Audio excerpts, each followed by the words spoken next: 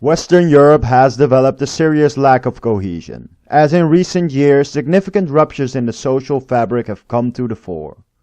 Party and ideological rivalries have fractured the political landscape, while ethnic and religious tensions have polluted relations between social cultural groups. The relentless clash of opposing, seemingly uncompromisable views has in many areas turned civil debate into a political melee fueled by dirty politics and tribalism.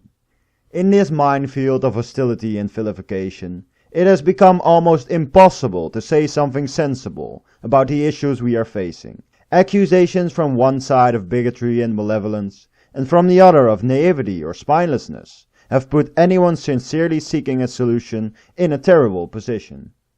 In full knowledge of this, and call me a fool for even trying, I will put forward a dead honest and straightforward argument for cohesion in Europe. Anyone asking how exactly we arrived at this place might be disappointed that that is beyond the scope of this piece. It is also only partly to the point. The simple answer is that it has been a result of a world that has in many ways changed too rapidly. Technological developments have profoundly changed how we live, work and communicate, while globalization and mass immigration from other cultures have transformed neighborhoods and cities. Responding adequately to these changes has been the challenge of several generations, struggling to keep up with what at first might have seemed like a progression towards an almost utopian future. There was the feeling that, even though we seem to have lost control over the processes affecting our societies, these processes at least were changing our societies for the better. In part, this dream of utopia explains why, when the first real problems started to present themselves, they were observed in an air of denial and idleness. Messengers that pointed out these problems were either ignored, belittled, or condemned, an attitude that persists to this day. Although the problems have become all the more severe, and the messengers have become louder and ever more numerous. The culmination of these developments was that, as the consensus began to break, a political climate emerged, wherein instead of actually addressing the problems, we were stuck discussing what the right attitude was towards our changing world. All the while, citizens were beginning to face the brunt of the changes, and were left wondering if they even wanted their world to change so profoundly in the first place. The seeds of contention had been planted. Could things have gone differently? Probably, but it has little use brooding over things that have already come to pass. It is far more important to consider, having already arrived at this point, how we are going to do something about it. First, we must agree that there are in fact problems that need solving, and we must agree as to what they are. At the risk of coming across too high-minded or overly dramatic, this will demand from us to rediscover the concepts of truth and meaning. Postmodernism, as a philosophical current aimed at critically deconstructing all social foundations, has done a lot to convince us that there is nothing that we can confidently rely on. Objective truth is merely a social construct, and moral values are only arbitrarily defined. This kind of relativist absolutism has eroded the trust and confidence needed for a healthy civil society. The effects are numerous. In many cases, it has led societal groups, in lieu of a universal foundation for truth, to retreat into their own ideological realities. Most conspicuously, and so oftenly pointed out, on the left side of the political spectrum, as well as among our political leaders, this attitude is driven by an obsession with diversity and tolerance. Questionable developments like mass immigration are deliberately misrepresented to fit an emotionally driven humanitarian view of society, while its unsavory side effects are obscured, sugar-coated, or downright denied. Anyone considered unsympathetic to this worldview is branded as cold-hearted or hateful. Likewise, on the right, to pander to the disillusioned European public, outsider political figures and outlets present themselves as the only heralds of truth and answer. Anything related to what they view as the establishment or mainstream should be distrusted in full. Outlets that relentlessly attack Western governments and media are the only ones considered trustworthy, even to the point where obvious Russian propaganda machines like RT and Sputnik are lauded for their truthfulness and integrity. Whatever the specific form, from left to right, Passion and loyalty to a specific group or worldview have replaced reason as the basis for political argument.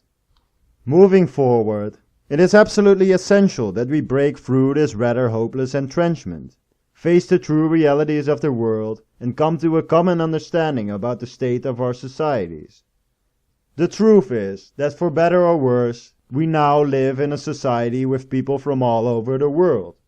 This is the hand that we have been dealt. Leaving a discussion of its benefits aside, the situation has brought along the problems you might expect from bringing in large numbers of people from the third world. Value systems and beliefs that would seem archaic to us are by now prevalent in our societies. It shouldn't surprise us then that we have begun to see behavior and social habits that we would not hope to see on our continent in the 21st century. We would find such actions unacceptable coming from the native European population, but coming from migrant populations, we have given far too much leeway and have turned a blind eye, allowing malicious ideas and behavior to take hold and prosper. In turn, this has, quite understandably, turned otherwise manageable cultural tensions into a torrent of outrage. Now, in order to rise above the ideological fault lines and finally take on our problems head on, we have to agree on some common principles. Unlike what some demagogic prophet might vainly promise, there are no easy solutions. It will be the toil and hardship of generations to get back to where we want to be, and it will require us to work together, especially with all good-willing people from migrant communities. First and foremost, given that many problems stem from failed integration and its counter-reactions, as we have uttered so many times before, we should immediately halt mass immigration from the third world, and repatriate the millions of illegal aliens still in Europe. More relevant to the subject at hand, in order to push back on detestable ideas and behavior and mend our social-cultural divides, we have to establish a model for citizenship, and hold anyone, regardless of background or ethnicity, to that non-negotiable standard.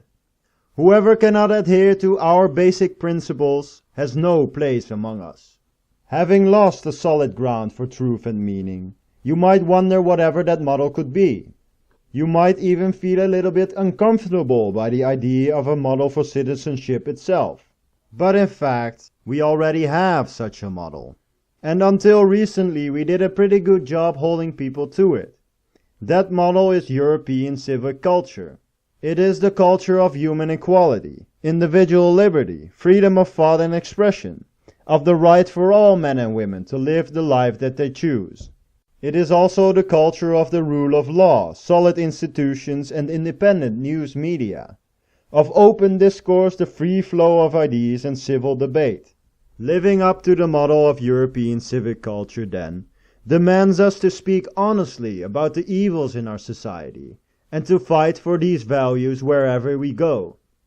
But it also demands us to not succumb to the false promise that breaking down and defaming our institutions, or discarding our principles, will bring us any step forward.